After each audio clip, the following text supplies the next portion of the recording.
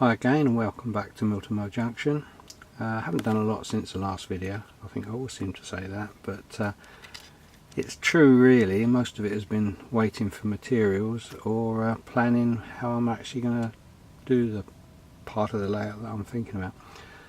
But anyway, I've bought from KS Laser Designs a 6-foot chain link fence which I've put at the end of the depot. I've cut it down from a 6-foot to about a 4.5 foot. I didn't want it to be too security looking. It's just a barrier pretty much, and something different from the three bar fence that has had on other bits of the layout. So it's in place and weathered to a certain degree. I made one mistake with it.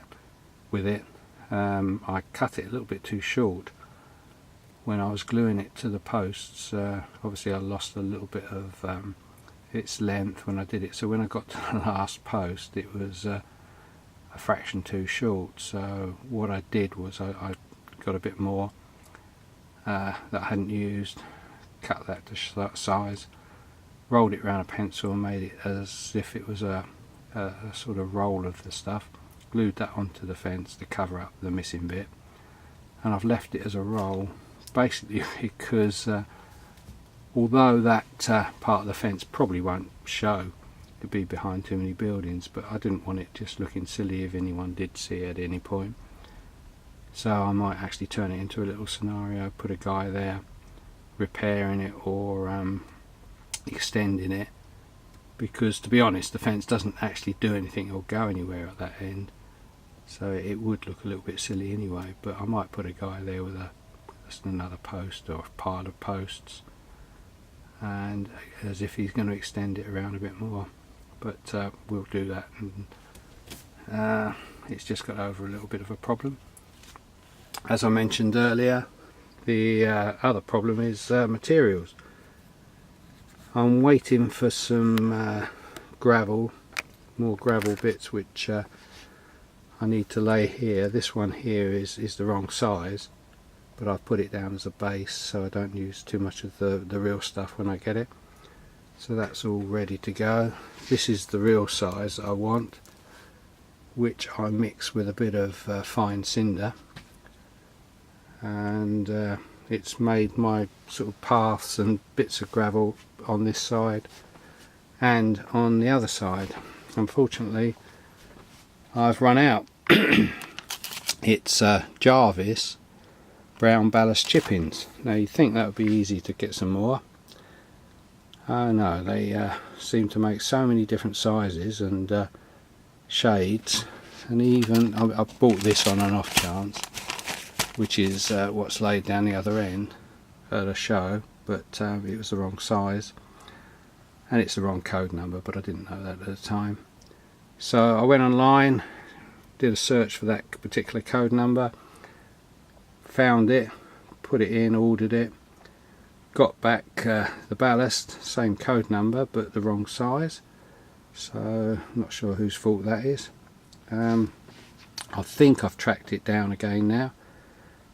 It's a slightly different code number to what's that.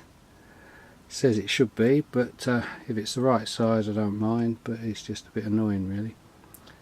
But anyway, enough of that. One of my viewers mentioned that I should have a pathway from this end of the depot to the other end, because it will all be the same depot and people would want to walk between them, and suggested that I put a pathway at the end of the concrete hard standing.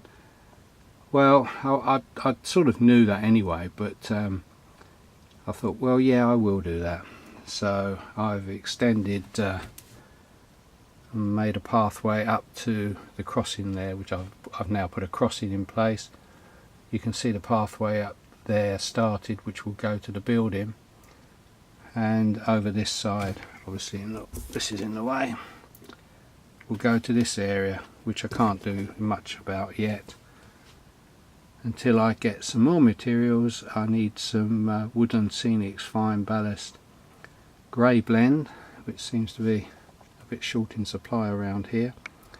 I have ordered it from a friend at a local model shop, and hopefully it's coming in this week, but it all depends on his supplier when it comes in. But oh, and the other thing is the pathway. Obviously there is a pathway that runs along this side anyway. The trusses are in the way, but if you ignore the trusses, which is the whole idea of the layout, the trusses are not there, the pathway does come along here and will go the full length, depending on if I can get the material, or when I get the material to put in some here. The other thing I've been doing is, as I mentioned, is measuring and designing what I'm going to do. There's still going to be the oil, not depot as such, but a storage for the depot. I've now sourced a tank from Made in Manchester models, so I've been talking to them, and they're going to sell me a tank and the bits and pieces I need with it, so I'll put that there. I'm working out the sizes, so I can't really do too much at that side until I've got the tank and worked out sizes of perhaps a base for it, etc.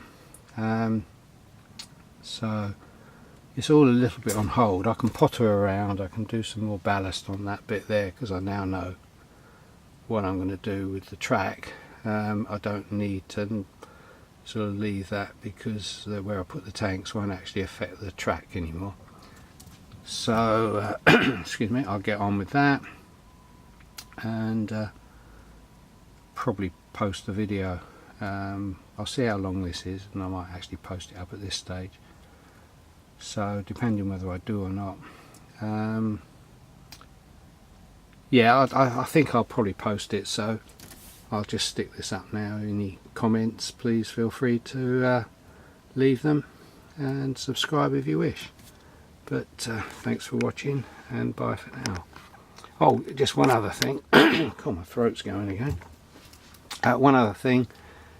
I was just looking at the video that I made earlier, just for the title video, and this track, it looks a bit weird in the video. It doesn't look so bad in life, in real life, but it does look strange with the sort of light grey ballast and the dark tracks, but hopefully that'll all soften when it's weathered.